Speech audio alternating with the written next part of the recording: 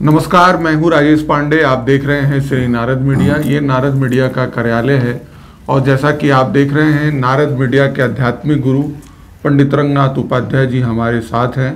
जैसा कि आप सभी को मालूम है, अब कुछ ही दिनों में हिंदू सनातन परंपरा का सबसे बड़ा त्यौहार दीपावली हमारे समाज में आ रहा है। लेकिन इस बार भी समाज में इस पर्व को मनाए जाने को लेकर कई तरह के दिनांक तिथि के बारे में लोगों के अंदर भ्रांति उत्पन्न हो गई है। इस बाबत नारद मीडिया ने एक कार्यक्रम आयोजित किया, जिसके तहत कई विद्वान पंडितों से पंडित रंगनाथ उपाध्याय जी ने विमर्श किया, पंचांग से विमर्श किया और ये निर्णय किया कि हमारे समाज में इस बार धनतेरस, दीपावली और भैया दूज का त्यौहार कब और कैसे मनाया जाएगा। तो इस बाबत हम बातचीत करेंगे। गुरुजी, सबसे पहले आपका स्वागत है और बड़ा सरल शब्दों में और बड़े अच्छे से बताया जाए, जैसा कि आप बताते हैं कि इस बार धनतेरस का पर्व, इस बार दीपावली का पर्व और माताएं बहनें जो भैया दूज का पर्व करती हैं, गोधन पूजा जो करती हैं, वो कब और कैसे पड़ा है। सबसे पहले मैं अपने इस Narad media, Shri Narad media channel के माध्यम से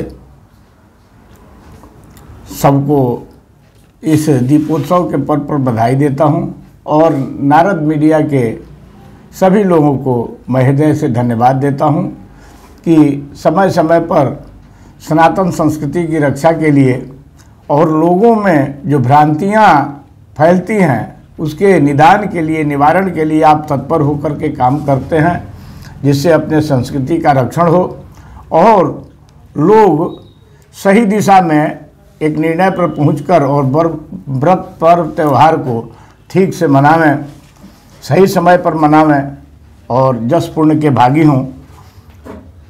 तो मुझे इस संदर्भ में आप सबसे यही कहना है कि इस बार तिथि जो है वह मध्यकाल तक दूसरी रह रही है और मध्यकाल के बाद अगली तिथि आ रही है। भ्रांतियां इसी से हैं।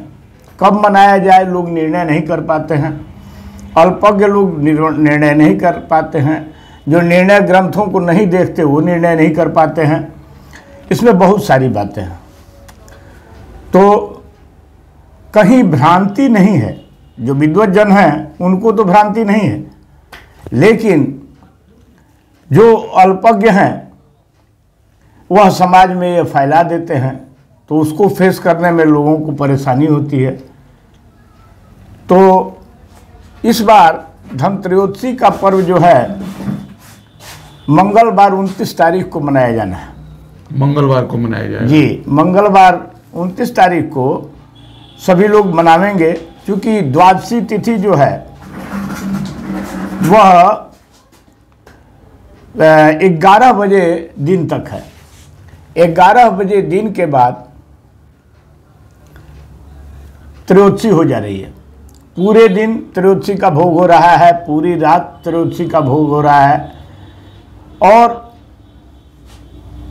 ऐसे भगवान धन्वंतरी का वह अवतरण दिवस है। तो वह समुद्र मंथन के समय 12वें संख्या पर उनका अवतरण हुआ। समुद्र मंथन के समय श्री मणिरंभा वारुणी अमीय शंख गजराज कल्पद्रुम शशिधेनु धनु धन्वंतरी विषबाज। तो भगवान धन्वंतरी लोगों के स्वास्थ्य की रक्षा के लिए सारे औषधियों में विष्णु के अवतार माने जाते हैं और सारे जनजीवन की रक्षा के लिए उनका अवतरण हुआ। और स्वास्थ्य से बड़ा धन कोई नहीं है, उसी से हम अपने अस्तित्व पर हैं, जिंदा हैं। तो भगवान धन्वंतरी का वो अवतरण दिवस है और धन को आकर्षित करने का दिन है त्रयोदशी। तो स्वास्थ्य सबसे बड़ा धन है, तो भगवान धन्वंतरी की उस दिन पूजा करते हैं। लोग गणेश लक्ष्मी का भी अब पूजा करने लगे हैं। तो त्रयोदशी के दिन हम भगवान धन्वंतरी की पूजा करते हैं। यह त्रयोदशी, धन त्रयोदशी जिसे कहते हैं, वह 29 तारीख मंगलवार को मनाया जाएगा। धनतेरस का पर्व इस बार 29 तारीख दिन मंगलवार को मनाया जाएगा। आपने देखा कि गुरुजी ने बताया कि इस बार धनतेरस का पर्व हम सभी 29 तारीख को यानी 29 अक्टूबर को हम दिन मंगलवार को मनाएंगे। इसमें किसी भी तरह का कोई भ्रांति नहीं है। अब गुरुजी ये बताया जाए कि दीपावली का पर्व कब और कैसे हम मनाएं और उसकी पूजा कैसे करें। इसके पूर्व मैं एक बात और कह देता हूं। तो त्रयोदशी हो गई।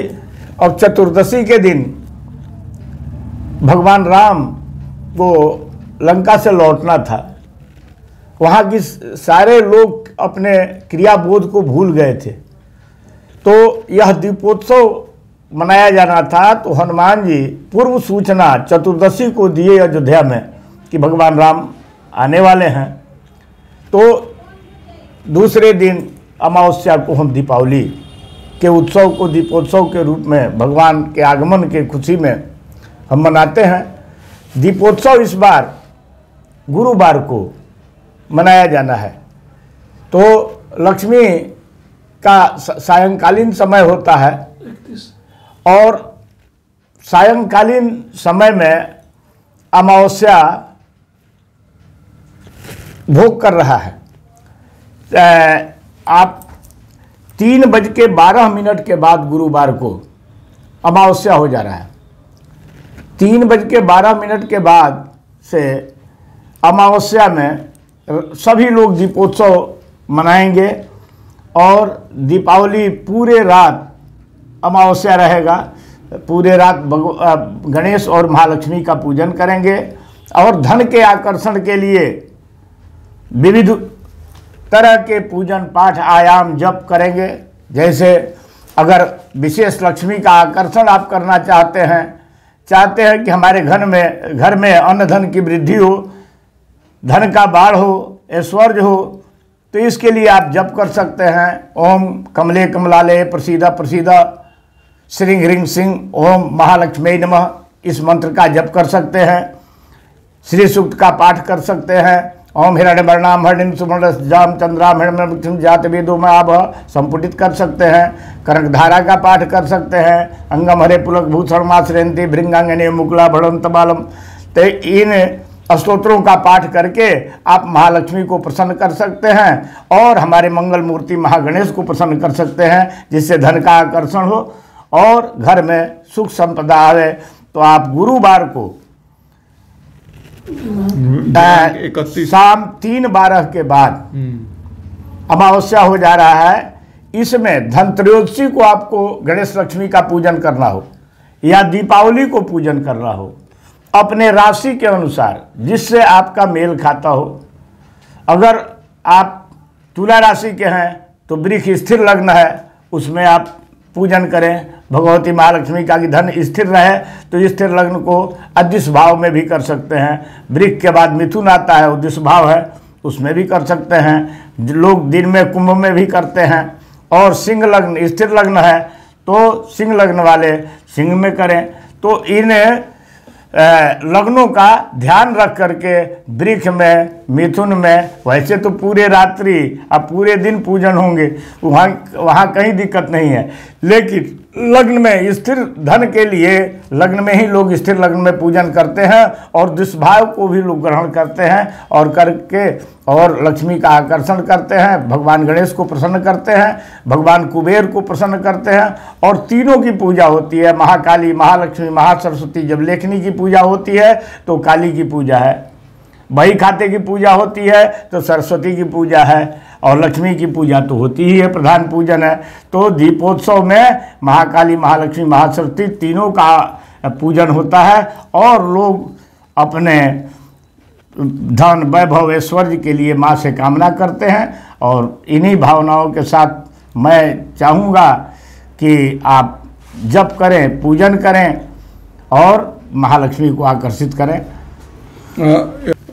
जैसा कि आपने सुना और देखा भी कि गुरुजी ने बताया कि हम सभी दीपावली का पर्व इस बार बृहस्पति दिन और 31 अक्टूबर को हम मनाएंगे। रात्रि में हम पूजा करेंगे और जिस प्रकार की विधि विधान से हमारे घर में हमारे पंडित पुरोहितों पूर्वजों के द्वारा जो पूजन होता है वो आएगा। अब हम गुरु जी से ये जानना चाहेंगे कि गोवर्धन पूजा जो है, जिसे हम भाई दूज के नाम से भी जानते हैं, वो पूजन का कुछ बताइए कि वो कब है और उसमें कैसे पूजा करेंगे। यहाँ तो पहले मैं बता दूं कि दीपोत्सव का जो पर्व है वह पूर्व विधि नहीं होता है।